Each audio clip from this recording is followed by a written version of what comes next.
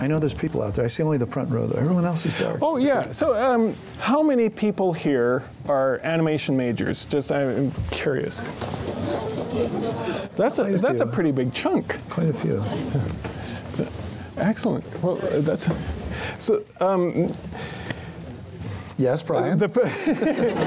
Well, as I was saying, no, okay. Yeah, I mean, I had a whole bunch of questions planned that you ended up answering for me at the in the previous talk. But still, I think a lot of that stuff, first of all, bears repetition. But you know, there are things that you can still elaborate on. Perhaps. Right. Yes. Yeah. And one of the first things, like you know, if I think in terms of order, I would start with just the conception of the movie. Right, yeah. The movie was 5 years in the making. It came out last year at this time.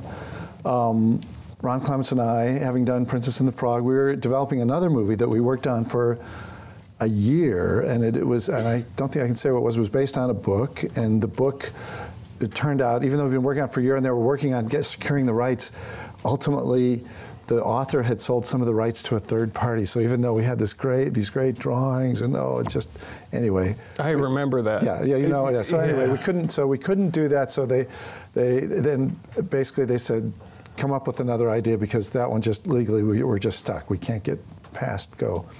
So the way it works at Disney, you pitch ideas to John Lasseter. He's the executive producer, and usually he likes to hear 3 ideas, not just one idea, so that there isn't all this pressure of, this is my idea. So in theory, you're going to pitch 3 things, any of which he might pick, so you better pick 3 that he likes. I don't totally remember all 3 that we pitched right now. I kind of remember when we pitched this, but it was basically my idea to do this movie, although it was fashioned a little differently. I'd always been intrigued by the Pacific Islands, had never been to that part of the Pacific, had read novels by Joseph Conrad and Herman Melville, and seen paintings by Paul Gauguin. I thought, what a great setting for a movie, and the sculpture you see, and the carvings, and you know, those heads on Easter Island, it just seemed really cool visual arena. That led me to say, is there any Polynesian mythology that goes with that? And I discovered there was a great wealth of Polynesian mythology, all sorts of stories, and in particular these stories about Maui, this great shape-shifting demigod who was could turn into, you know, different animals. A lot of the myths talk about that. And he had a mighty magical fishhook created from the jawbone of his grandmother in many of these stories. And in fact, in some of the early versions of this movie, you actually saw Maui's grandmother, and she talked with a horrible lisp because she didn't have her jawbone. And she's like, Maui, what are you doing? It was this thing. I don't think that would have ever gotten past our committee from people the audience. You can't do his grandmother with a lisp like that. But so that whole idea went away, but it was in some of the early versions. Anyway, Maui has this great fish hook that he could lift up islands from the sea, and many of the islands in the Pacific, including the island of Maui and including New Zealand, I think including Tahiti, the myth is that he literally pulled them right up out of the sea with his fish hook. So it just seemed like what a grand visual concept, and he was a trickster character, so he wasn't straight. He had a sense of comedy, and he turned his brother-in-law into a dog and all that. He did sort of kind of funny things, and he was kind of a man of the people. So he seemed like a great character. Why has there never been a character like this in a film? Our original pitch was sort of centered around Maui. We pitched it to John Lasseter, and he loved the character. He loved the arena. He said, you got to do more research. That led us 6 years ago to a great trip organized by our development department where we went to the islands. We went to Tahiti and Fiji and Savai and Huahine and all these islands, and we got a deeper dive into the culture. We met people that stayed with the film then over the 6 years. We heard a phrase there. One of the phrases we heard in Tahiti, this guy was telling it to us in Tahitian, and it was translated to us as he spoke, because we did not speak Tahitian, but he basically said, you have to know your mountain. It's important to know your mountain. If you don't know your mountain is everything that made you who you are. Your mountain is your family, it's your past, it's where you lived, it's your culture. And if you don't know your mountain, you don't really know who you are. And that same message applied to navigation, we discovered. If you don't, the only way you know where you're going is to know where you've been. A lot of navigation is based on that unless you know where you've been, you can't know, you need that as a reference to know where you're heading. So it was a great metaphor for that. But so we really, in the movie then, we tried to sort of get more of a sense of the mountain of Polynesian culture, but also Moana herself. her mountain was the voyaging and all that. And her getting reconnected to her voyaging past was her kind of knowing her mountain, learning her mountain. That was one of the lessons we came away from that trip on. The other was sort of respect to nature. We went to a Tahitian ceremony. It was in Tahiti, but this was a guy, and his name was Moana. We didn't know that at the time. He was and I think he'd been brought up, learning French and all that, but he really wanted to go back to his Tahitian roots. So we went to this marae, which are like the worship places almost in Tahiti, and we went to this sort of natural temple with a few things spread there, and he spoke in Tahitian. We had it translated. He was big, middle-aged, handsome guy, long hair, beard, mustache, and naked to the waist, but then he had his clothes below. But he basically, when we walked up to him, he came and he pressed his head against mine, and I'm like, I don't know what this guy's doing, but okay. And it's a hongi, and it's done in Hawaii, it's done in New Zealand, it's done throughout the Pacific.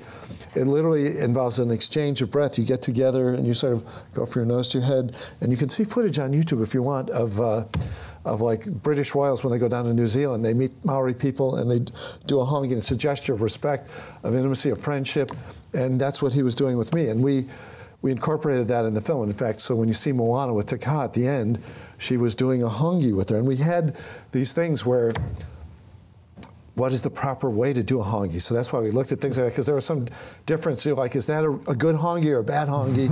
And we wanted to make sure, we're trying to be respectful of the culture. Let's make sure we get it right.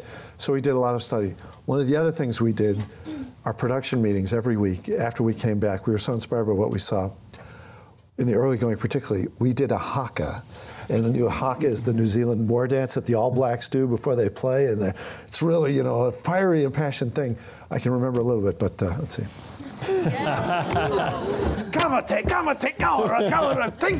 Anyway, but so we would do this. We got permission. It's really sort of a sacred thing. So we got the tongue. I know, and the tongue. There's a name for it. At the end, people wiggle their tongue like Yasiel Puig. I know it's a Dodger. It's a whole story. But so we saw these hakas when we were down, and so we got permission from a guy who is a New Zealander, Maori descent, who gave us permission to do that haka, because it really is, it's their culture. So, and he taught it to us, and he sort of spelled it out on a board and did all the gestures, and this is like fishing, and this is, and we do the he at the end. So we would do this, so our production meeting, okay, so how much animation did you do this week? Okay, okay, here we go. So, and in fact, at our rap party, they did a great, Dave Pimentel, our head of story, who is Hispanic, but he was the master of the haka, and he brilliantly did it. We also did things when we were approving scenes of animation, different departments, they would, so if a scene was okay to go to the next step, we had different rituals that we did, and we tried to base them on island things. So we had a staff, a big carved staff that I think, I'm not sure if it's the one that Opata brought back from the islands. I think it was a different one. But anyway, when an animation scene was approved, we had this little box that was sort of hollow, that was resonant. So we would take the staff and we would do 3 pounds of the staff, and on the third one, everyone in the room, all the animators who were in the dailies and all that, and us would say, "Hey." So it would be thump, thump, "Hey." And so that meant the scene was approved. So we did this for every scene. And, Nice. But this box, it was almost like a footstool constructed of wood. By the end of production, it started to splinter and everything, because we would, I would do this thing and eventually, so we saved it as sort of a relic of production. But at the end, it was like kindling. There was hardly anything left of it because we had done that. But different departments. Then we had another one for lighting, where we did hey hey ho, hey hey ho. I don't know. Everyone was a different, and we had a drum thing, and no, that was for lighting. The other one was in Sweatbox. But it was our little way of doing island rituals. They had done it on Frozen. Actually, I think they just rang a bell or something. I don't know what that had to do with anything on Frozen. But, and an angel got his wings. But yeah, so we tried to incorporate islandy things while we were making the movie. And certainly, we had people come and speak. So even after we got back, people came from Tahiti. There was a conference on indigenous peoples in New Mexico. And the Tahitians very graciously came through LA on the way to New Mexico to be part of this conference. And so that was the meeting where we showed them our early drawings of Maui and all that. And they said, no, Maui's got to have long hair. He can't be bald. And so we said, okay, we're going to change it. And that was typical of things that, where we talked to our advisors from the South Pacific, really our collaborators, our partners, and they would give us suggestions on characters or things that they thought were off. We had the whole number, We Know the Way, we're celebrating the voyaging past. And I think it was Ian Gooding's idea, because it was a past voyage from thousands of years ago. He really wanted everybody to be costumed differently. And they had face paint more like New Guinea. New Guineans have face paint, body paint, and then their outfits had a lot of ornamentation that was based on sort of New Guinea. We showed that to our Samoan advisor, and she was like, no, that's all wrong. And so basically, and we already started finishing some of those shots. Whoa. And she said, it's like you've got them, these are like working people on a boat, they're working, and you've got them like dressed up in their Sunday best. They wouldn't be wearing that ornamentation. They're sailing a boat, they're trying to keep the sails above. And she said, that just is wrong. So we went back and we took all that off the characters, and had to fix it, but we really wanted to get it right. So that's one thing I really love about, first of all, from watching it, from a technical standpoint, I see all these things where I think, oh my goodness, the research that had to go into this, and then another thing, the research that had to go into that, and you've got the cultural thing to begin with, right? But then we had navigational stuff. That was its own. We had advisors like Angel, the guy who was in the video that I showed early. We Skyped with him in Fiji, and we talked about what is this rope on the boat doing. And actually, that Ron Clements always talks about it, and it's kind of true. One of the hardest, certainly the hair was hard, to get right, and the tattoos and all that stuff. But one of the most difficult tasks on the movie was getting the damn ropes right. And that this rope, when you pull it this way, it causes this effect. And there were certain shots where they had to be, they would either be moving too much or not enough, and there was sort of a thankless job because of the rigging on these boats. But the people that did the ropes, who were generally the tech anim people, did an amazing job, but that was sort of one of the hardest, crazy things. But you're right, there were different things. There was cultural things, musical things, costuming things, language things. Early on, we had a choice, because when we were going to do the movie after we'd been in the islands, there were a couple things. One thing, when we met them, they were very concerned about stereotyping in the movies. They felt like many movies that have been done in the Pacific Islands have stereotyped us. And we said, well, are there any movies that you think did good, were good? And they said, well, there's one that we really think did a good job. And we said, what is that? And they said, Whale Rider, the movie Whale Rider. They pointed to us as something that they felt really was, faithful to the culture. So that was inspiring to us to try and keep that in our minds as we made the movie. The other thing, the same advisor, Vili Hiraniko from Hawaii, said when we were going to do the movie, it was a question, do we set it on a certain island? Were we going to say, this is Samoa, this is Fiji, this is Tahiti, whatever. In some ways, the island of Te Fiti is a little bit like Tahiti, but basically, we wound up, Vili said, no, I think it's better if you invent an island, because you can borrow from different cultures that way, and so many of these islands have their own origin myths, and you're kind of going to be in trouble in a way if you focus it on one island. So we did borrow elements. It was slightly risky, but there are elements of Tongan costume, and there's elements of, certainly her boat is very much a Fijian boat, but then there's other things that are from Samoa, including some of the language. Opataya, who wrote the music, his parents, so he wrote We Know the Way, but the language of that, as well as the song at the beginning, some of that is Tuvaluan and Tokelauan, very small islands that his parents were from. Whoa. And in some cases, there are certain sounds and words that sang better in Tokelauan than they did in Samoan. So he used Tokelauan for those songs. And so there's a mix of all these different cultures from the Pacific. But we liked it that we were really trying to do a movie about Polynesian culture. And there are 31,000 islands in the Pacific. We learned that as we got there. And there were these different areas. There's Micronesia, Melanesia, and Polynesia. Arbitrary distinctions that when we got to the Pacific, they said, we don't like those distinctions. We think of this whole place as Oceania. It's a continent. It's a sea of islands. It's bigger than just a little island. And in fact, we learned even the vastness of that scale. We discovered that if you took just even the area of Micronesia, which is a small part of it, the mass of that water could fit, it's the blueprint of the United States. That's how big that area of water is. If you take all the islands that are in Micronesia and you put them together, it would form Rhode Island, basically. So that's how vast the waters are compared to the land masses. However, the people there felt very strongly that they were people of the land and the sea, that there wasn't a division between them. And so one of the themes of our movie that we came away from the islands with is the idea of interconnectedness. I mean, it was connection between man and nature, between people and their ancestors, between islands, land and sea, all that. It became one of our thematic ideas.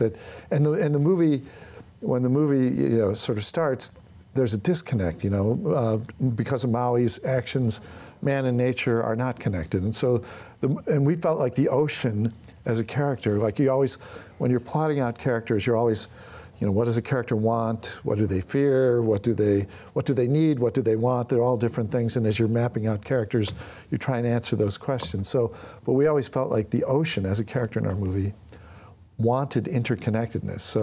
So it's disconnected. And so the ocean responds. Originally the ocean picked out Moana, and there wasn't any real reason why the ocean picked her necessarily. And then after a visit to Pixar, they said, it'd be great if she did something that the ocean could see that would make her the ocean's choice. So we added that whole scene with her and the turtle. We didn't used to have that. And that was really, in a way, the ocean could witness her empathy for another creature, and that, she gives up the shell because, she'd rather help the turtle, even though she's going to give up this thing that's sort of her prize thing. So whether or not you get it or not, at least in our minds, our thought was her empathy was what drew the ocean to her in its search for someone who can connect man and nature again. And so these ideas evolved over the course of making the movie. In some cases, we don't start with those, and we're searching. The story on this movie was very much a struggle. It was really, really hard. One of the hardest, I would say, this and Aladdin, we went through the most story problems and issues with, and we kept going around on her. How selfless is she? How selfish is she? In some versions, we were going with the idea almost like she's like the person who grew up in a small town who wanted to get out of a small town, go to the big city, and she just wanted to get out. And then, but it was like, but that didn't seem so sympathetic. In some ways you could relate to it, but, and so eventually we came up with this thing that really, the island was in jeopardy. She had to leave the island in order to save it, and she had to risk her own life to help her people. And it wasn't a selfish reason, it really was, she was trying to save her people, and in so doing, she connected with her own past. So she did sort of help herself at the same time shelter people. That was the concept anyway. So these things grew over literally years. The story was in work for 4 years, I would guess, something like that. And things tried, things thrown out. You came back to it. Something that I've been impressed with, like even from the time I started at Disney. Oh, go ahead. No, that's fine. The whole collaboration all across the board, like maybe the teamwork. We'll have to open this. Who knows what they're doing? Oh, wait, there we go. Okay, all right. What really animation is, as anybody here who's working in animation, I would think probably already knows. I'll pour you one too, Brian. Thank you. Okay. It's like the most collaborative art form, and we, Ron Clements and I, my writing partner, we certainly collaborate with each other. We've written many of the scripts together, and people say, "How can you write a script together?" And Ron is more structure, and I'm sort of more dialogue and business. So we agree on an outline of the stories. We didn't actually write the script, and this is the first one we didn't write, but we wanted to get an indigenous writer, and there's a whole list of reasons why we didn't write this one. But on Little Mermaid and Aladdin and all that, we wrote the first drafts of all those, and we would sort of agree together on an outline of the story, and then I would go and kind of improvise on paper. I would sort of write the same scene 10 different times, 12 different times, and just improvising, trying different ideas. And then Ron would be taking those pages, and he would read what I'd written, and he'd like some of it, and he'd use parts of it. And some things, even though I wrote 10 versions, he wouldn't read any of them that he liked, and he'd write it completely fresh. But he didn't want me to stop him and he'd look at stuff while he was writing. So over the course of 8 weeks, I'd be feeding him pages, and I wouldn't be seeing anything. He would only, if he was going to change something that affected the storyline, then we'd have a discussion. But if the plot still held true and all that, I just kept going, and I fed him. So I would write a stack that big to get a script that big. And so then at the end, I would read the script, and it would be kind of fresh to me. And he'd hand me a finished script, having edited it and put it all together and added his own things. And I would read it at that point, and I would say, well, why didn't you use my version of this scene? And he'd be like, that is your version. And I wrote it so many times I didn't remember. But certainly, there were scenes where he wrote entirely. So we would collaborate that way. But our style of directing was there's a system at Disney called plussing an idea, where you're not supposed to just execute an idea, you're supposed to plus it. You're supposed to bring something of yourself, invest something of yourself, and elevate it, make it better. And we like that idea. We always heard about that from the Nine Old Men and the classic Disney films, that they were built on a system of plussing. So when we would have screenings of the movie, we would encourage people to send their notes. And we would always have, in the John Lester era, we always do brain trust, story trust meetings after the movie, where we screen it internally only. And we would encourage everybody in the audience to send notes, but there would be a smaller group of 20, 30 people, small, but that would give notes at the end of the movie. And John would lead off, Lester, I like this, I don't like that. And he would open it up to the floor, and people would say, I'm confused by this, or wouldn't it be better if you did that? And so there was a lot of churn on the movie of, you know, people not thinking this worked or that worked, or there were times where Maui was superseding Moana, and it was more his story than hers. And they're like, we used to have a climax in the movie where she was going to plant the heart of Te Fiti, and she had to go, the island was dying, and the island was falling apart, and it was sinking, and she had to go undersea to do this whole thing, and she got trapped. The island sort of was corrupt enough that she was trapped under there. And in that version of the story, Maui, the story about him lifting up islands was a myth. He was like, don't believe everything you read. I've never lifted up an island. Who could do that? And so in that version of the story, he, in order to save Moana, sucked it up and basically used his hook and raised an island for the first time in order to save her. And she was sort of buried on that island. And because he had, you know, kind of come to love her over the course of the story. But certainly many of the women on the movie said, no, you're giving Maui the climax of the movie. That's not her. You've kind of gotten it messed up. And it was hard to get through our heads. Yeah, well, but she's the one that made him do this, so isn't, they're like, no, you've got to have her at the center. So that got all reworked, so, and really up until the last minute. And we had, you know, Pam Rimmen was a writer, and I was not sure our producer, and Maggie Malone, Jessica Julius were in development. It wasn't only women that were keeping her at the center. There were people, male figures as well on our story team. But it was an effort, ongoing effort to not let it slip back and to keep her driving the story. The climax is about her. Don't make her problem be her gender. We're halfway to question and answer. You know, that whole thing about, wait a minute, all of a sudden I've been derailed. Sorry, this whole thing about all the, no, it wasn't you, it was you. This whole thing about working the story out, you know, it always boggles my mind how, you know, it's the hardest part of making these movies is not the animation, is not the special effects, it's not the ocean, it's not the tattoos. And you're getting it's the friggin' story. And you're getting all this input from all these different places. We are, and you're trying to keep your vision there, and you got ideas coming from left and right. And even John Lester himself was searching a little bit, because he's pushed sometimes. No, make her more selfish, and then we do it like, that's not good. And he's like, yeah, that's not good. You know, or with Maui was a challenge because he was kind of an egomaniac, and there were earlier versions of the story where, and one of our best scenes was in the underworld. Basically, there was a whole sequence where she, as she does now, she goes down to the underworld. But in the earlier version, she met her ancestors. She didn't, her grandmother was there in the present. Her grandmother dies. And she doesn't meet her grandmother. She meets her in the underworld. And she remembers her grandmother said, when you're in trouble, call on your ancestors. She called on them down there, and one by one she met her ancestors. Here's my most ancient ancestor, here's this one. And finally she's like, I don't know if I can summon her up. You know, the next one would be my grandmother. She calls her name, her grandmother appears. They have a very tearful reunion in the underworld. She has been abandoned. Moana was abandoned down the underworld by Maui, who once he got his hook back said, I'm out of here, but stronger, but worse in a way than what we have now. He left her in the underworld, seemingly to die. And it's like, it was so unsympathetic. We could never redeem him after that, no matter what we did. And yet we had the most emotional scene in the movie when she met her grandmother down the underworld. How do we resolve this thing? In one aspect, it's killing us, and on the other, it's giving us our best scene. So that was kind of torture to figure out how do we rework that. And the story was enough torture that 2/3 of the way through, Chris Williams and Don Hall, who had directed Big Hero 6, came on board, and their focus really was the story. They began working with the story guys, and we moved more into production aspects, animation and layout and all this, and they were working closely with the story guys to try and solve some of these problems. And Jared Bush came on at that point, the writer from Zootopia, and John Ripa, who was a wonderful story artist, had been an animator.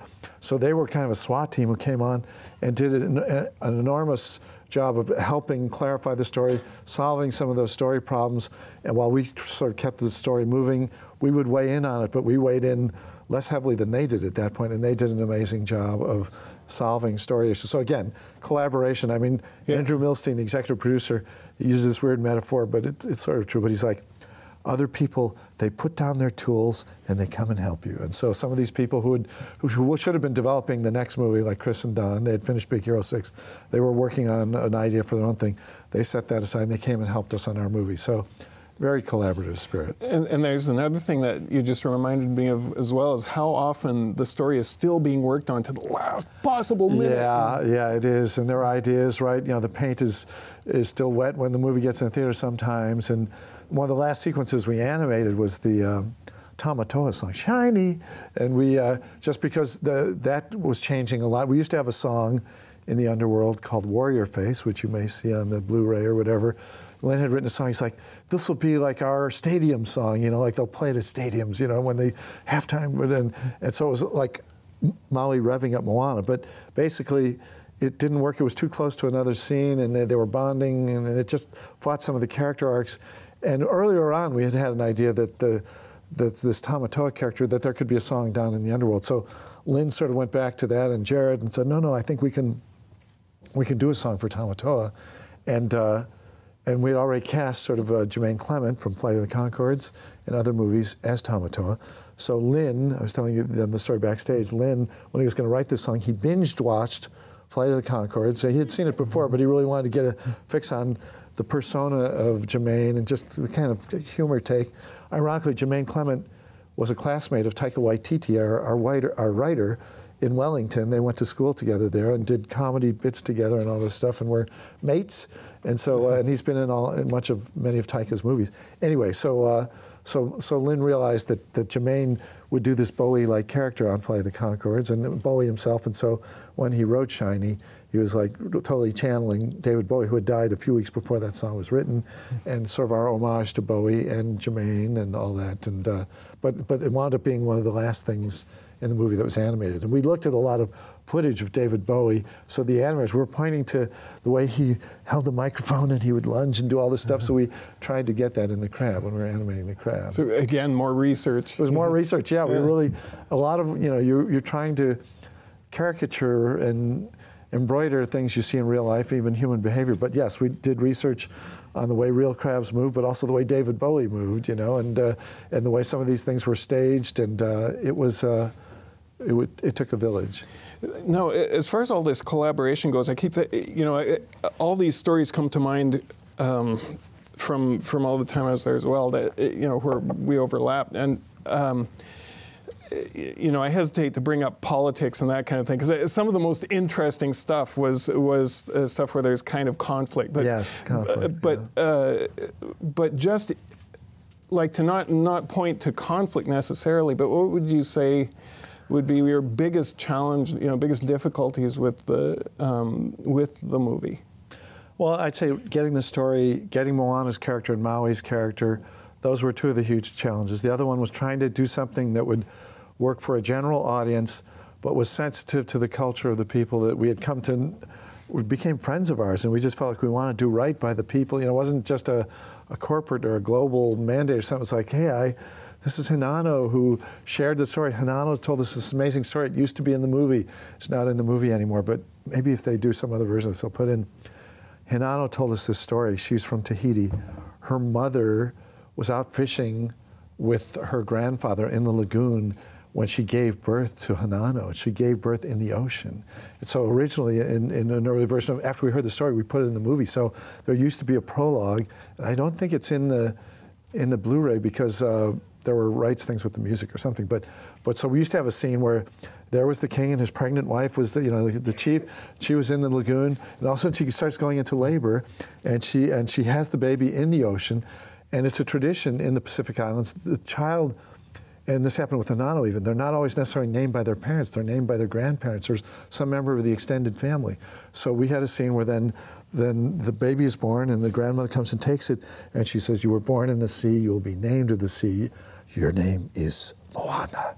And so that used to be in the film. It was a beautiful opening, but it took too long to get the movie going. And people wanted to meet Moana as the character. We were going to go as a 16-year-old sooner. We had more of her as an 8-year-old. We have more of her as this infant. And so we had to rewrite the movie to get her to be 16 sooner. You know what that reminds me a little bit of is that moment on Treasure Planet. I had to take it away from Moana, but just briefly, where you had this beautiful moment worked out, and you even got it to the point where you know, Jin did this gorgeous animation on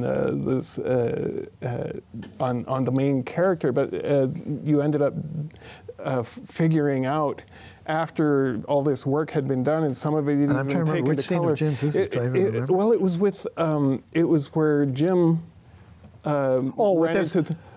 At the beginning stuff? Well, he ran into the little alien kid. Yeah. And Ron's still mad about that we changed it. We were trying to sell the idea that, you know, Jim is a fatherless kid, and really Silver ultimately becomes a surrogate father to him. So we used to have a scene toward the beginning of the movie, and I don't know if it's been on one of the Blu-rays or something, where Jim Hawkins is sort of working on his Silver Surfer, but he doesn't have a dad. And then he sees this little alien kid who he has a total bonding scene with his father. It's a very warm scene between the two of them. And your heart goes out to Jim because he doesn't have a dad. He can't have that same shared experience. And it really got you in with his character. Again, the story took a while to get going and all that, so changes happened. And we wanted to see, and Jim, the character, was sad almost from the get-go, and we felt like we wanted to start him on a more exhilarating note. So when you see him kind of sullen and moody later, you've at least had a moment at the beginning where he was happy and happy-go-lucky. You got to see a smiling Jim because it took forever to get him smiling again. So we redid the opening. So he had a big, you know, hot rod chase on his Solar Surfer, and then the cops pulled him over and he was brought home and kind of on the carpet. But yeah, but we lost. You know, Mark Twain said, you got to murder your darlings. And that was one of the darlings we murdered. But Ron, to this day, feels like, we should not have murdered that darling. So, I'm like, well. But you had strong reasons for it. I mean, we did. It came out of previews even where we never really previewed the audience for an outside movie till toward the end of the line. And I think toward the latter part of the movie, we previewed it, and there were some questions about Jim's character and how do we relate to him and all that. So I think some of those changes grew out of the preview. So you had stuff a little bit like that in Moana. I mean, it sounds like Moana, we generally try to have those story changes happen before you animate it because it's so expensive to go back. But all these movies have things that come and go, some more than others. Aladdin had our classic sort of big blowout where a year and a half before the movie came out, we showed it all in storyboards to Jeffrey Katzenberg. We were starting in animation, and the crew that was working on the movie before us, Beauty and the Beast, were finishing up, and they were just about to get on the movie. And we always call it our Black Friday screening because we showed it to Jeffrey Katzenberg, our executive producer, on Holy Thursday, the day before Good Friday, and just to him in a screening room. And he was like, guys, that's a lot of movie. And we're like, I think that's good news, isn't it? I mean, does that mean he liked it or not? And he said, I got to go, got to run. So he leaves, and Ron and I go to El Torito's, Mexican restaurant. We have a celebratory margarita. We come back. Don Ernst, our producer, says, come in. And, of course, he sounds sort of like Jeffrey, so my impression of Jeffrey is the same as Don's. But it's accurate. But it is sort of accurate. Yeah. So he come in, sit down. And we sit down. So did you hear any more from Jeffrey? Yeah, I heard. What did you hear? He hated it. He hated it. Like, he hated it. He said, that was a lot of movie.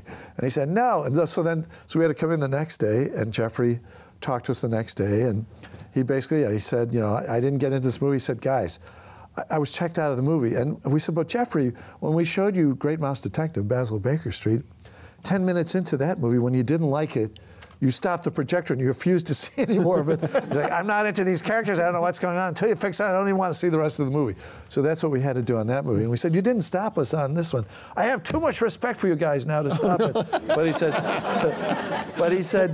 I didn't get it. It's the same notes practically. I didn't know what it was about. I didn't get this and that. And he said, I was so not involved in the movie.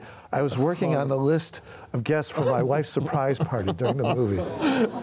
Well, you know, it's interesting that you say that he had so much respect for you. You know, then it reminds me of Hercules and how you were building this huge. It was this long. It was an unusually long movie. Yes, too long. And all the movies are too long. Ron and I, when we put the movies up on Story Rules, we've written these scripts, we've storyboarded the movie, we started assembling it with an editor, and we pulled the whole thing together. But we've been budgeted for this long, and the movie's this long. And the people that have to pay for the movie, which is sort of us and all that say, you can't do a movie this long. You got to do a movie this long. And so we go through a horrific amount of cutting. And Hercules, we had a whole thing where his stepfather, Amphitryon, he was killed by a lion, and Hercules couldn't quite save him, was very emotional, and that set him off on his journey. Movie was too long. That whole subplot was removed. Yeah, so things, good news came out, but we, even in the finished movie of Hercules, again, Ron Clements, and I agree, in order to get it down to a length that we could animate, we kept in some ways we should have cut whole sequences or parts of sequences, and instead we just took time out of a lot of shots almost, you know. So there are scenes now in Hercules, cuts, that you look at now, like, oh, that's too short, ooh, that's too short. But in the interest of trying to get the movie to the length that had been budgeted, we kept, you know, squishing it, and really we should have taken a whole scene, like, can we take that whole scene out? We didn't do it that way. How amazing, though, that you guys have stayed collaborative. Do we still speak to each other? Yeah, I know. Yeah. There have been only a few incidents. We bicker all the time, though. I mean, we are like an old married couple. We talk over each other. It's very annoying for the people we work with because we're both talking at the same time as if. And Ron used to be shy. That's the thing. People don't understand this. He was a very shy guy growing up in Sioux City, Iowa, only child. Lived with his mother, one-room apartment. They barely spoke to each other. And then so when we started, he was the quiet guy, and he'd be the thoughtful guy. And I talked more because he didn't talk at all. So I had to talk. But then various things happened. He got married, therapy. I'm only half joking, but and now you can't shut the guy up. So it's like so when we talk, we both talk a lot. So but yeah, we actually, I think our strengths, even when we used to divide the movie up into sequences, he would do some of the more the crucial, sincere, emotional scenes. A lot of times Ron would do those. I would tend to do sometimes more of the comedy and action scenes, but not exclusively. So Ron did, you know, so he did Part of Your World, a very emotional song, key scene. He did the scene where Triton destroys her grotto. He directed that sequence. I did Kiss the Girl. I did the Witch's Song. I did where the introduction of Ariel, where she meets where Flounder exploring the thing and the shark comes after him.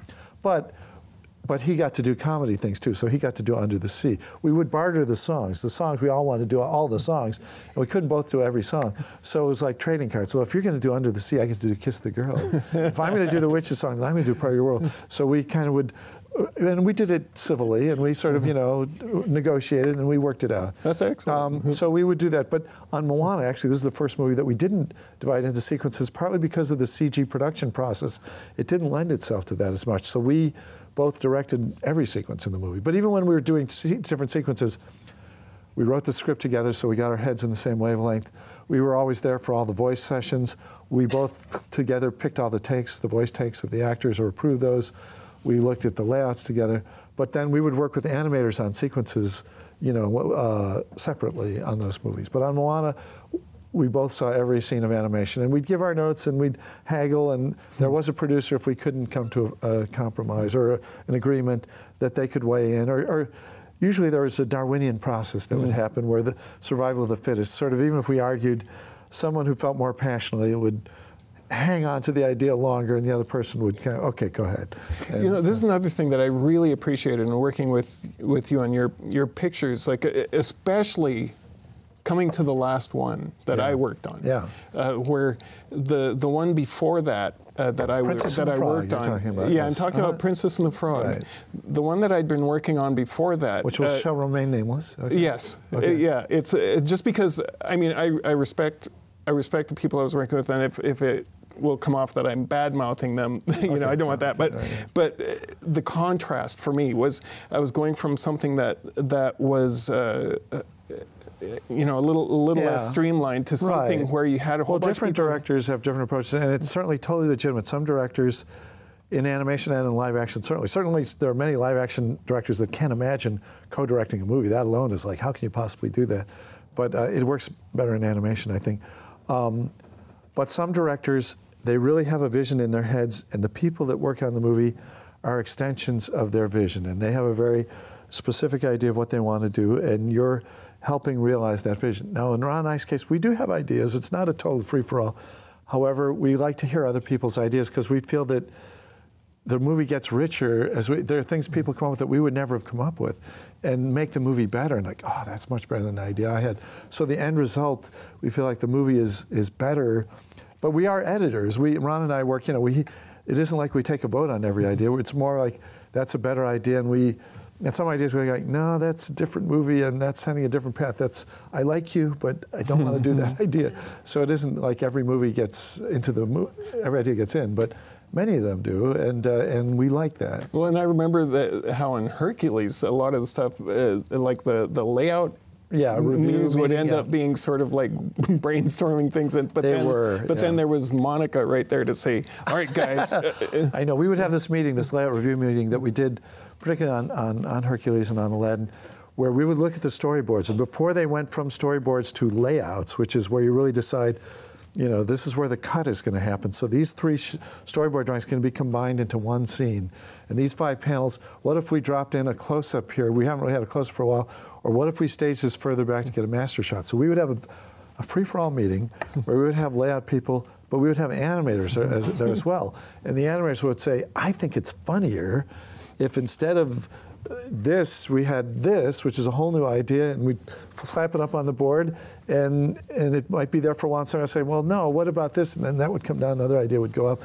And really, a lot of things came out of those meetings. They were very creative, but it was sort of the last chance for animators to get a word in, because after that, it's going to layout, it's too late, it's in the pipelines. Even when people animate, they still could do ideas, but there couldn't be radical changes. You know, so that was a fun, creative thing. But production people were driven mad by that because it was chaotic, and it was something we wanted as part of the process.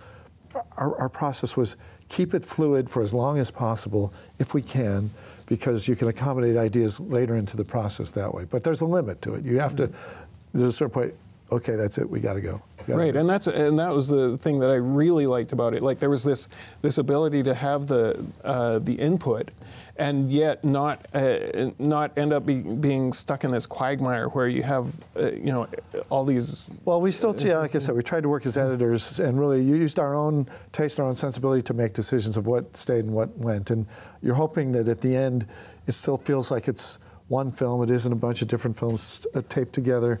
That's your goal. And we have very strong editors. You know, it used to be editors in animation were just literally, you only animated, and still pretty much you only animate what you need. However, the story reels were so controlled by the directors that it was totally their thing. And certainly there are films like Miyazaki's film, he's an auteur, he storyboards the whole movie, and they execute those drawings. And his movies really are that kind of one-man, one-movie thing. But in our case, Peter Schneider, an executive, sort of forced us to, he said, Artie Schmidt was the editor on Who Framed Roger Rabbit, and he became a creative part of the brain trust. You should have an editor like that really helps you with ideas of, you know, here's a better way to tell the story. You can move this transition up here and up there. We were leery of it because we felt like this is Peter Schneider, an executive, a way of getting his hand into the creative process because he's got an editor there. So we were a little spooked by it. But John Carnahan was the editor that we interviewed for Little Mermaid. That was the first movie we did that on.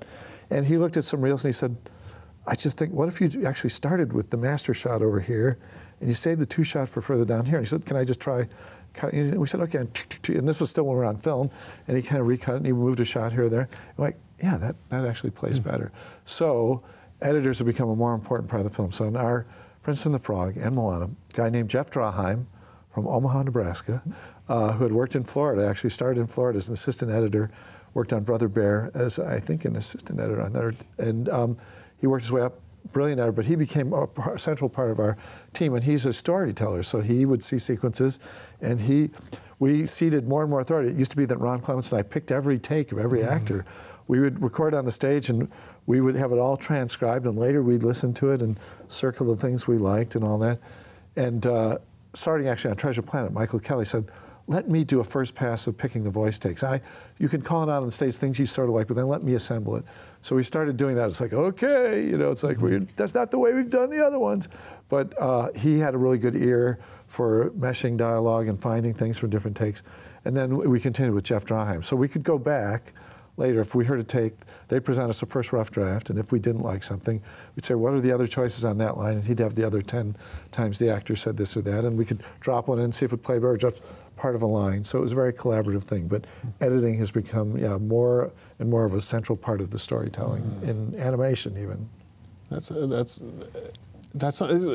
I'm here thinking again about collaboration and, you know, the teamwork and everything, and still, you know, I think about this thing that when Pixar came in, and there was this huge culture shift. There was a culture shift because John is very clever, and I went to CalArts with John, and so he definitely liked to have a room full of people and hear ideas, and with no filters and no sense of right and wrong, just anybody can be free to express an idea. So he brought that, he pushed that part of the process even more so. The other thing is we show our movies up at Pixar. So like I say, that turtle sequence came out of a meeting at Pixar, and they also said, you know, the tattoo in the ocean are so great. Do more with them, you know, because they're so unique to your movies. So we did. And then they come down and show movies. So Pete Docter came down and showed Inside Out there and got notes from people. And it's a tricky time because you always have to decide when in the process do you want to do it, because if it's too late, it's hard to make changes. If it's too early, it may be kind of vulnerable and not totally gelled, and you're showing you're very exposed, and you're like, oh, I'm going to show it to Pixar, and I know it's got all the stuff that doesn't work, and they're going to. Zootopia was a big case in point where, you know, they showed that up at Pixar, and there was a whole idea in that movie that was essential to the earlier draft of that movie that Pixar, and particularly Andrew Stanton, didn't like. They used all the animals in that movie, and maybe it's on the Blu-ray and they talk about it, but they had taming collars, the predator animals, that kept them in line. And so if they started to act up a little bit, you know, they'd get one of those. And so the movie, you know, so they would go, so Nick had his wild animal park where people could kind of take off their collars and be wild animals for a while. And that was really baked into the movie, the whole idea of tame collars. And it was almost like a bar mitzvah. You got a taming collar when you reached a certain age, and they had a ritual, and it was really an interesting idea. But it was just so dark in a way that it was so dystopic, a universe, that it threw Andrew completely off. And some of the other people are like, I don't like that world. I can't even walk around. I don't even want to spend a minute in that world with these colors. It was sort of like 1984 or something. So again, with the movie very far down the line, they said, okay, what if? Forget the whole taming collar idea. And so they had to rework the story hugely. And then they did the other flip. The main character in that movie was Nick. And they said, what if it's really Judy Hopps' movie, and Nick, and it's her arc that we follow. Another huge flip. So those grew out of, I think, that originally, I think even Chris Buck, one of the other directors on Frozen, had suggested flipping it and doing it through Judy's point of view. But the whole non-taming collar idea, that came out of Pixar. So Pixar's been a resource, and it's great, but they make their movies and we make ours, and they've always tried to keep separation of church and state a little bit. It isn't like they're all the same movies. Pixar does theirs and we do ours, and we get input, but it's a Pixar movie and it's a Disney movie, and they aren't really exactly the same thing. You know, something else I remember Pixar bringing in was this idea, and I'm not sure how much it's sticking since I left, but the idea of heads of departments having kind of an autonomy in what goes on in that department and that kind of thing. So is that... I don't know if that did that come from Pixar? I don't know, but there is more of that. Yeah, there are more heads. When we did Aladdin, there was no sort of head of animation. We were the heads of animation, but they created a role like that. That worked particularly in the CG films, and we did things like that. The thing that John brought in, one of the things that he brought in on Princess and the Frog, we used to, when we laid out a movie, when we decided where those cuts were, we had things called workbooks, which were on paper. It was like went back, Ken O'Connor did this stuff on Fantasia and on Peter Pan, where they would take little drawings that would show, okay, the camera's going to move here, it's going to be a pan, it's going to be a truck, and it was like a blueprint taking all the storyboards, blowing them down, doing camera moves on them. But that became the layout guide for the movie. And that's what we did on a number of those movies. However, we never shot those things. And John Lasseter really said, you guys, you should really shoot those so you can see it in real time. So starting with Princess and the Frog, we did animatics where we took our workbooks and we shot those so you could see in real time. This is how long that camera move is going to take. This is where the cut really should go. So redraw it so it doesn't feel like 4 different shots. It really is all one scene. So it was an additive step. So some of the production people were like, oh no, we got one more possible bottleneck. But it was really a godsend in terms of being able to see how the cutting of the movie would work in real time, not just on a piece of paper and imagining it. You really saw, here's those lines of dialogue over that wide shot. Do you like that? Do you like it, the camera panning while we're hearing this track? Yeah, it sounds like something like that should be like intuitive. And I'm surprised they didn't do it. Well, I think they got away, because I think even when they did Snow White, I only know this anecdotally, but I think they shot layouts on some of those early movies, Pinocchio and Snow White, where they had like story reels and they had layout reels. So they shot layouts. So I think they may have had that, but it had atrophied and gone away by the time we were doing our films. But John, in his own way, helped bring it back. And now, yes, we always do animatics of the reels before they get animated. They are shot, there's a layout version before the animation version, so you get a sense of how the blocking is going to work. Well, I'm getting the signal. It's time for question and answer. Okay. Question and answer. So, so if you guys have questions, there's a microphone. Or we can right ask you there. the questions. Yeah, that's right. I don't know if that's good. Do you have a question? Yes, I do. Hi, my name is Akram Shuli. I'm a screenwriting major, so I'm really fascinated with the stories, and the stories you've told throughout the years have been very close to my heart and almost everybody in the country. And what I'm really curious about is what compels you to tell the stories that you do. And I know it could be different for every story, but is there something different essential? Stories are different things. In the case of Hercules, for example, that was a story that was pitched by a guy named Joe Hadar, but when we looked at it, we thought we liked Greek mythology. I studied Greek, and I went to a Catholic school. I studied Greek and Latin, so I knew something of Greek, and we saw it as an opportunity to do kind of a sports movie. We had never done like a sports movie, and so we thought, this could be our sports movie. It also, we thought, could be our comic book movie, because we were comic book fans. So we said, this is like a superhero movie, so it's our chance to do kind of a Superman kind of movie. And the third thing that we really liked was screwball comedies of Frank Capra and Preston Sturges, who did these great classic films, in the 30s. And one of the ones that we liked the best was Preston Sturges' movie. It's called The Lady Eve. If you haven't seen it, I would recommend you see it. But it features a kind of slightly Henry Fonda, super handsome, but not the sharpest knife in the drawer. And then he's teamed up with a girl, Barbara Stanwyck, who is sort of a con woman and a Sharpie, and he kind of falls for her through the course of the story, doesn't know she's a bad guy. And here's this innocent, true, everyone is honest, and they're all, and Mr. Deeds, the great Frank Capra movie. Here's Gary Cooper, straight arrow, and he doesn't realize he's being played. And it makes such a great dynamic, fun dynamic. So anyway, so in that case, there were all those elements that we said, we could put our own spin on those. So that was part of the reason on that. In the case of Aladdin, Howard Ashman had pitched that idea originally, and we liked what we read of Howard. We just saw an opportunity. In the case of Aladdin, we said, what if we could make an out-and-out comedy, not just a movie that had comedy in it, but this is an out-and-out comedy. It isn't like, here's a heartfelt, like Little Mermaid, we don't think of as a comedy. Moana, we don't think of as a comedy. It's a sort of a dramatic story that has comedic elements to it. But Aladdin, right from the get-go, we said, can we make a comedy and yet keep enough emotional involvement that it isn't just a joke fest?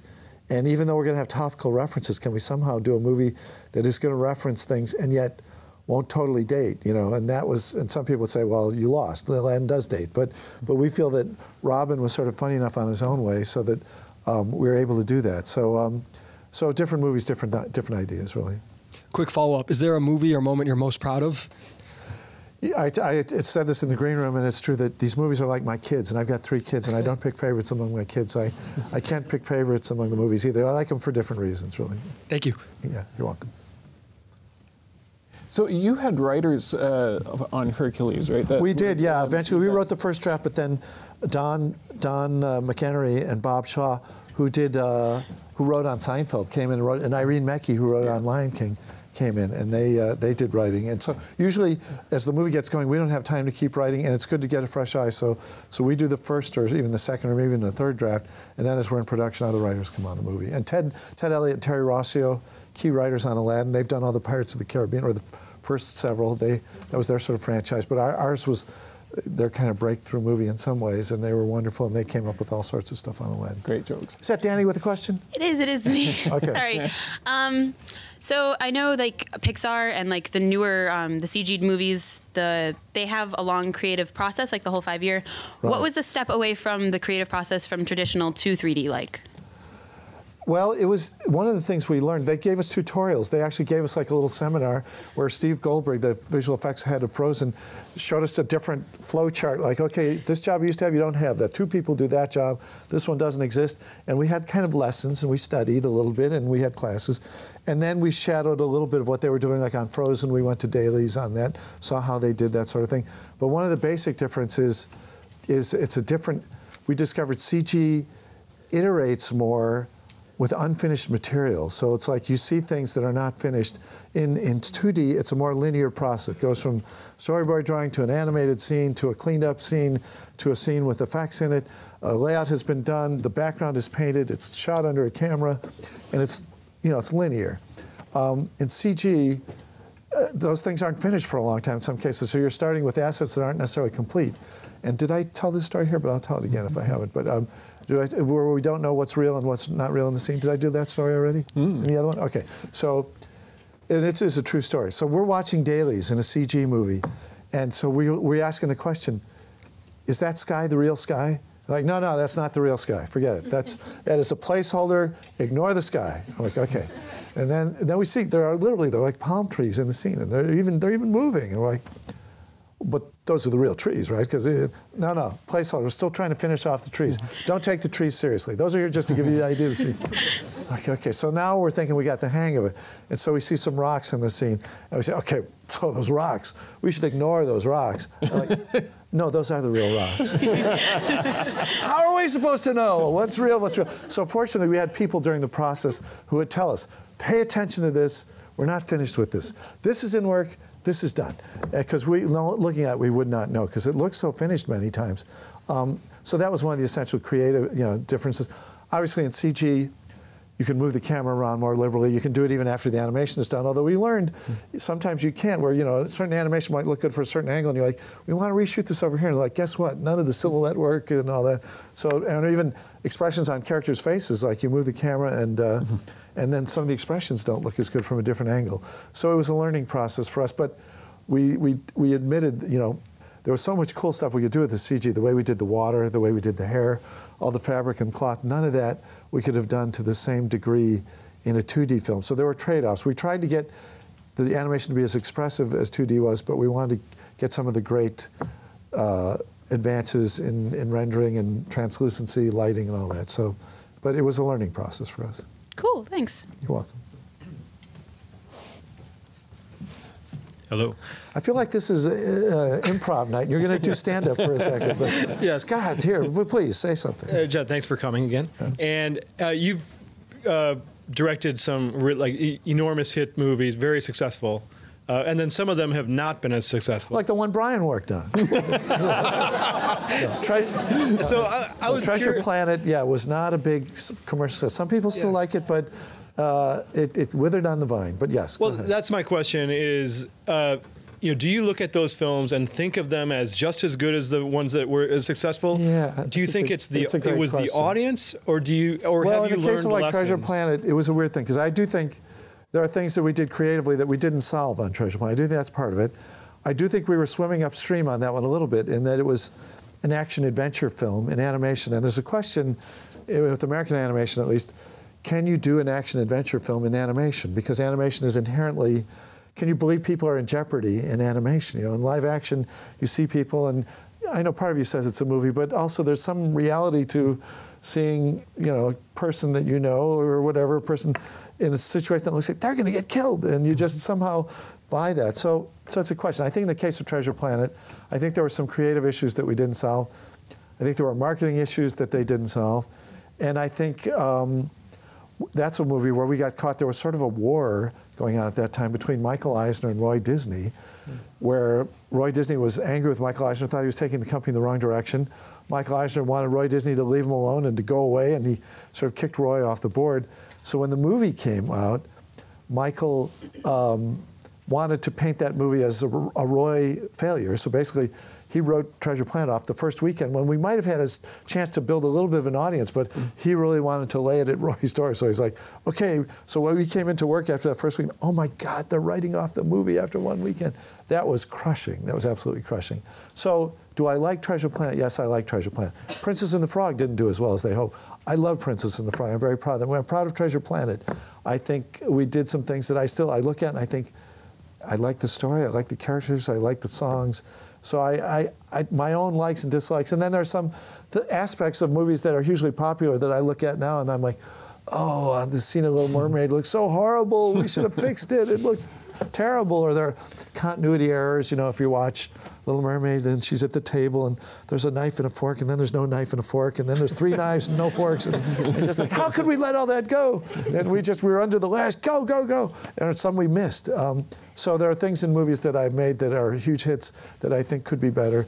And there are things in movies that haven't done well at the box office that I really, really like and that I think we actually did well, but didn't connect with an audience. And I do think you can make a good movie and it doesn't find an audience, and it's still a good movie, but it is also a financial failure. So I own that too, because these movies cost money, and if it doesn't make money, I don't say, hey, too bad. I'm happy. No, I'm miserable. And so Treasure Planet doing well, it was a blow to the gut, and it was really soul crushing when that movie came out and didn't do well.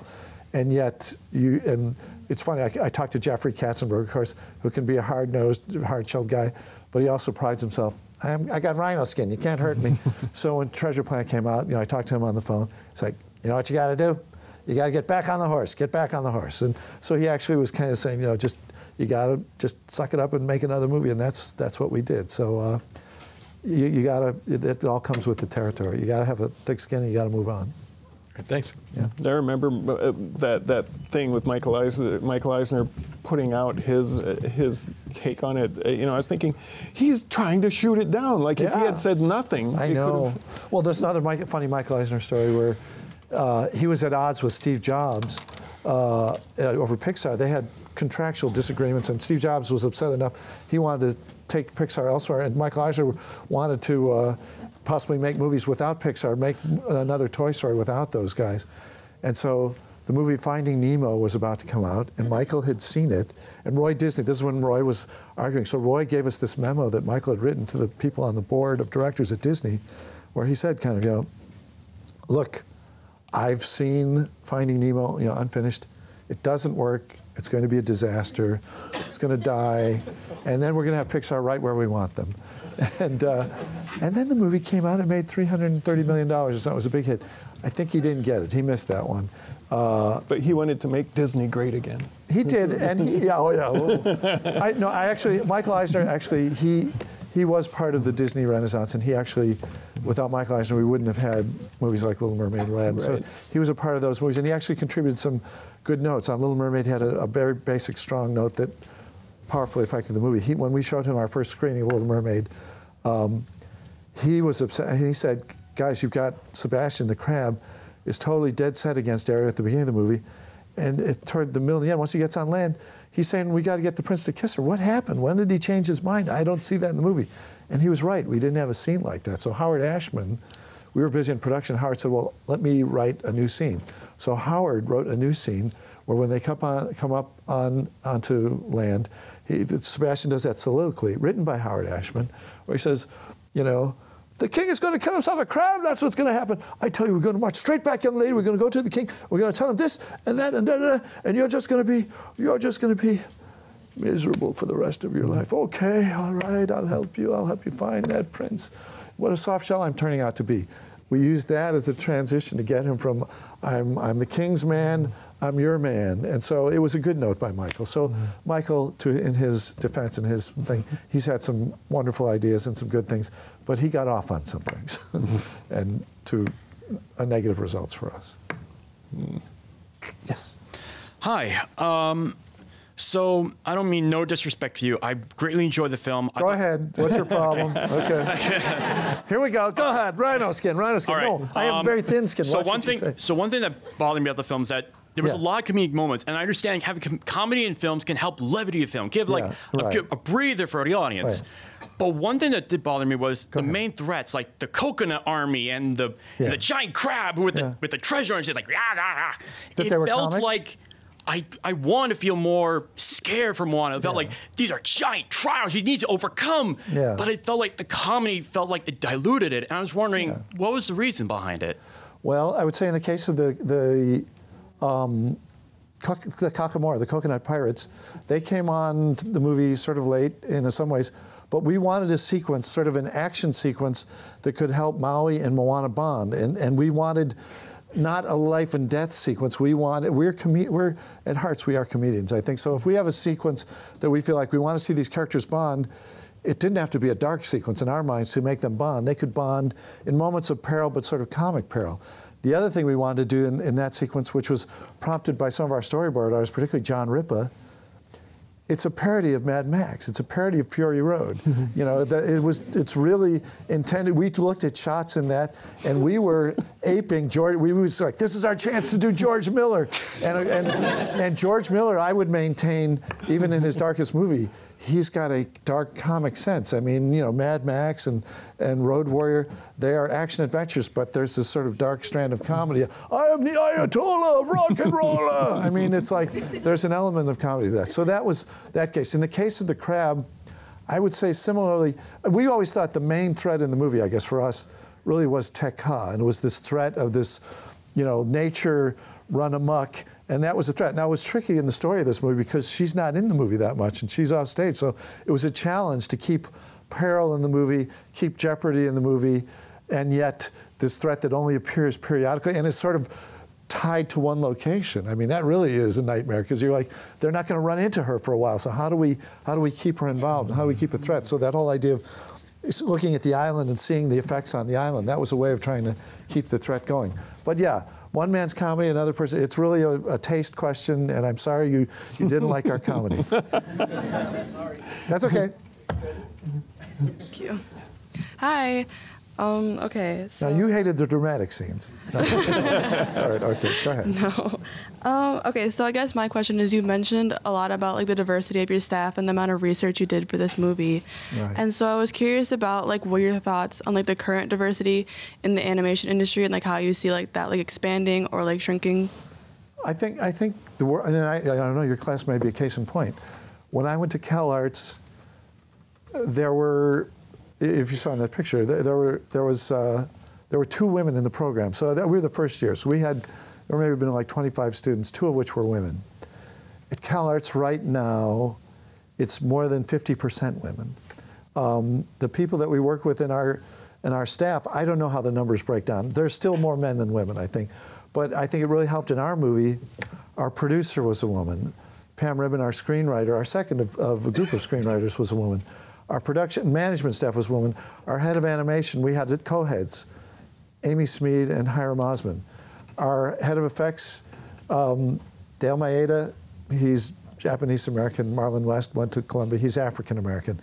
It's not to meet quotas, honestly. It really is. They're such talented people that's how they got those jobs. It wasn't like a Chapter 9 thing or something. But I do think because there has been an imbalance, it's good where you can to try and get more women in leadership roles and to get more people of color in leadership roles. And I think it's an ongoing thing at the studio and throughout. And I think certainly the Academy, it's been in all the news. I think it's been a good move to make that a wider, a bigger, more representative of the people that go to see these movies. But it's an ongoing thing. By no ways is Disney or any of these studios have they. We've mastered it now, and we've gotten it to that, And Jen Lee, she directed Frozen, a woman director. There's a Stevie Wormers. She's directing one of the next movies coming up. Stevie, although her name is Stevie, she's a she. And so I think it's cool that there are more women directors that are getting into this. Jennifer Yu Nelson, DreamWorks, Kung Fu Panda, sole female director of a film. Great. So strides are being made, I think, and it's a long way to go, though. And then just a quick follow-up question. Because there have been so many systemic barriers that have prevented women and people of color and the LGBTQI plus community from like being involved in these films, like how do you personally on your films work to make sure that you have a diverse like staff working on it? I mean, there's a whole HR department at our studio that we are not, you know, there's a whole department that is involved in diversity and that sort of thing. So really, and they are involved in bringing people into the studio, you know, from around the world, really. There's animators of different cultures, different genders. Transgender, I don't exactly know how that stacks up, but certainly there's an effort in that regard. And again, I think it's going to be an ongoing thing. All right, thank you. You're welcome.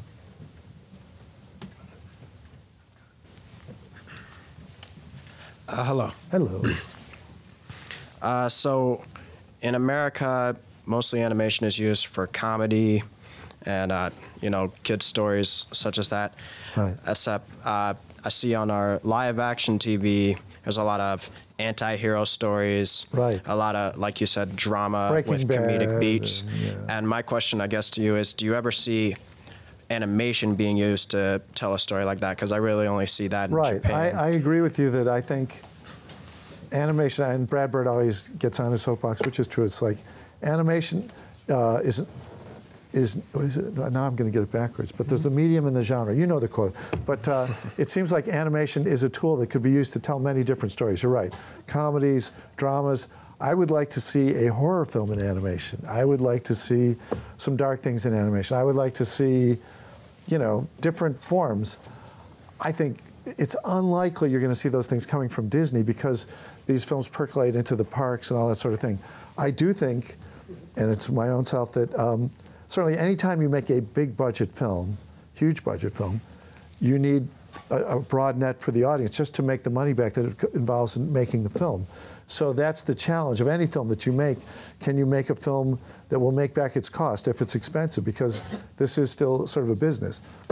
I myself see, just as television has, like you say, and films, but almost I think more so, like the best writing right now isn't in films, it's in television. You know, there's a lot of these great series, you know, Game of Thrones or Breaking Bad or Veep or whatever, you know, Atlanta or, you know, whatever you want to call, where just wonderful writing that's happening that because of the system, the way live action films are made, you don't see as much of.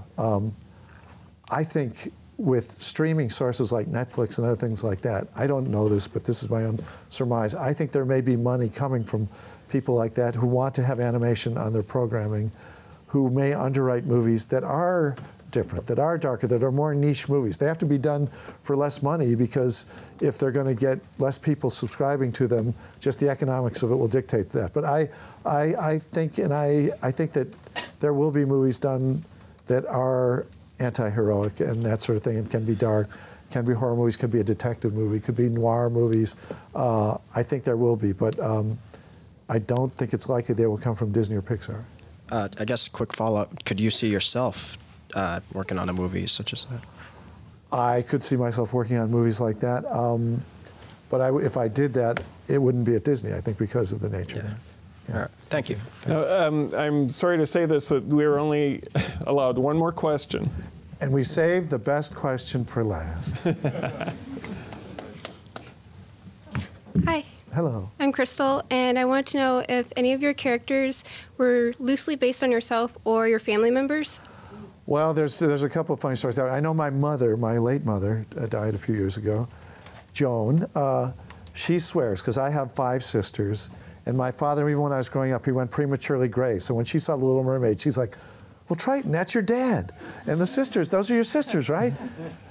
It wasn't really like that. But I'm like, Mom, no, it wasn't really that. But there's a funny story in Moana slightly. So when we visited the islands, we saw pigs and roosters all over the islands. We saw roosters, they would crow. There were wild roosters. They would crow at 2 in the morning. They would crow at 4 in the afternoon. And so we said, we got to get a rooster in this movie. And then we saw wild pigs all over the place. And we said, we got to get a pig in the movie. And we thought of them as an odd couple. We had this sort of skinny, kind of cranky, ornery rooster, kind of beaky rooster. And they had this round, curved, sweet pig.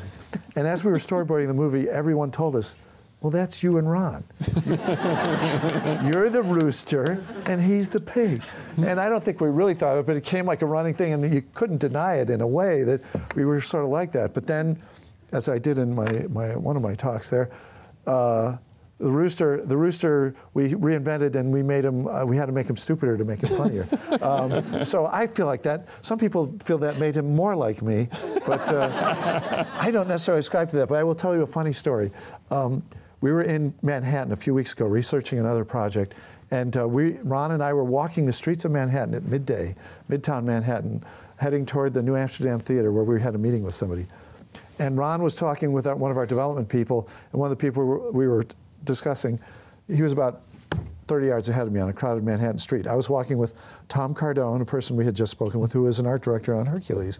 And suddenly a guy came up to my right, a young kid, a nice, cute boy, 14 years old or so, 15, and he came up to me and he said, "You are Moana, you are Moana." And I was like, well, I was involved in making it. I'm not Moana, but I think I get what you're saying. Yeah, I did Moana. He's like, selfie with you? I said, okay, sure. I said, where are you from? He said, Argentina. I'm from Argentina. I went, okay, sure, I'll do a selfie with you. And so we take a picture, and he says, and you are the chicken. And I was like, and at first I thought, what's he talking about? Alan Tudyk did the voice. I'm not Alan Tudyk. Oh, yeah, you've seen some of this publicity. Yeah, I'm the chicken. And he said, and him up there, he pointed to Ron, 30 yards ahead. He is the pig. And I was like, yes, he is the pig. And so I posed for a picture with his mother and sister had come up by that time. Hello, what's your name? Clara. Hello, Clara. And what's your name, young man? Juan Cruz. And then I said, and this guy I'm with, Tom Cardone, he worked on Hercules. He said, and then Juan Cruz said, Hercules, my favorite movie. And so I said, well, to have a picture with him, because he was our art director on Hercules. So he and his family got a picture with Tom and a picture with me. Off they walked into the New York hubbub and all that, but it was very funny. So yeah, so the pig and the rooster are sort of us. We also have done cameos, not really characters so much, but actually, the character of Meg in Hercules is slightly me, but it's a long story. We get into all the LGBT things and all. No. It really, Meg.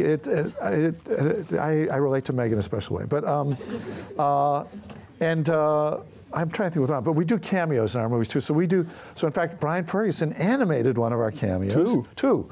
So you did both. You did Treasure Planet as well? I did Treasure Planet and Hercules. So in Hercules, there's a scene where young Hercules is pulling into town and knocking the whole thing over, but he knocks over a couple of construction workers, odd-looking construction workers on this thing, and they say, hey, watch where you're going and all that.